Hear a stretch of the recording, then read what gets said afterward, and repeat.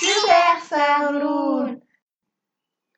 تحية لكل الأولياء. هذا الفيديو عملته لكم أنتم الأولياء اللي تحبوا تعرفوا كيفاش تحسبوا معدل متاع تصغيركم. ما غير ما نطول عليكم، تابعوني لاخر الفيديو وما تنساوش باش تشاركوه مع ناس أخرين عندهم صغار يقراوا ويهمهم الأمر. باش نجم تحسب معدل صغيرك لازم أول حاجة تعرف كيفاش تحسب معدل لكل مجال. السنة أولى والسنة ثانية عندهم 3 مجالات: مجال اللغة، مجال العلوم والتكنولوجيا، ومجال التنشئة.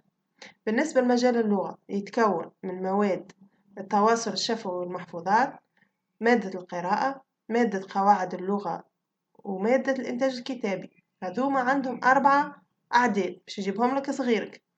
انتي باش تلقى المعدل متاع مجال اللغة العربية لازم تجمع ال4 أعداد هذوكم وتقسمهم على 4، هكاك تحصلت على معدل مجال اللغة العربية. نتعدوا للمجال الثاني اللي هو مجال العلوم والتكنولوجيا، فيه مادة الرياضيات، مادة الإيقاظ العلمي، ومادة التربية التكنولوجية. كيف العادة تجمعهم مع بعضهم تقسمهم على 3 باش تحصل على معدل مجال العلوم والتكنولوجيا.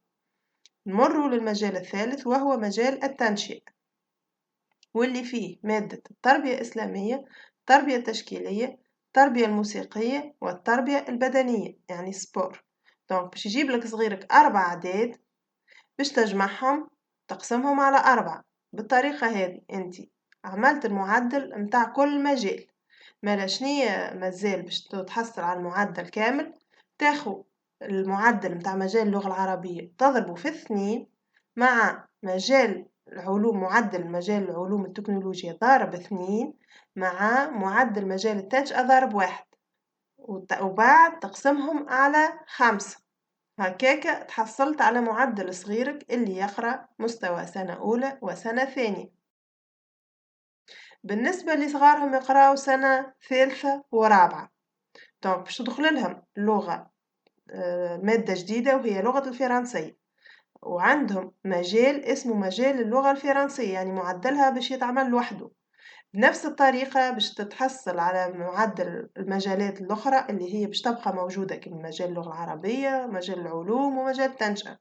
وتزيد تحسب مجال اللغة الفرنسية اللي أنت باش يجيب لك صغيرك 3 أعداد: expression orale et récitation, lecture, production écrite. دونك هذوما 3 باش تجمعهم تقسمهم على 3، وبعد المعدل اللي باش تتحصل عليه تضربه في 1.5 1.5. من بعد انت تو تحصلت على المعدلات في كل مجال كما العادة باش تجمعهم. المعدل متاع المجال اللغة العربية ديما ضرب 2، مجال العلوم معدل متاعه ضرب 2، مجال التنشئة ضرب 1، ومجال اللغة الفرنسية ضرب 1.5. وهكا النتيجة اللي باش تلقاها باش تقسمها على 6.5 باش تتحصل على معدل صغيرك. توا نمروا اللي يقرأ صغير سنة 5 وسنة 6 باش تنضاف لهم مادة جديدة اللي هي لغة الإنجليزية. بما أن السنة 5 ولات نحسبوه معدل متاع الإنجليزية، دونك هو باش يدخل في مجال اللغة في مجال اللغات، واللي الضارب متاعه 1.5. دونك انت باش تعاود كما كنت نفسر بنفس الطريقة باش تلقى المعدلات متاع المجالات. توا بالنسبة لمجال اللغات باش يولي عندك أنجلي وفرنسي، دونك باش تحسب معدل الفرنسي باش تحسب معدل الأنجلي تجمعهم مع بعضهم تقسمهم على 2، وبعد المعدل اللي باش تلقاه متاع مجال اللغات باش تضربه ضرب 1.5. ومن بعد كما العادة باش تجمع الأعداد الكل متاع المعدلات بالطبيعة وتقسمهم على 6.5، هكا تتحصل على معدل صغيرك.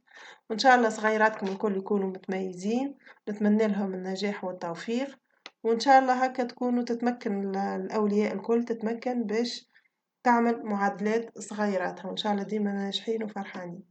وإلى اللقاء إلى فيديو قادم إن شاء الله.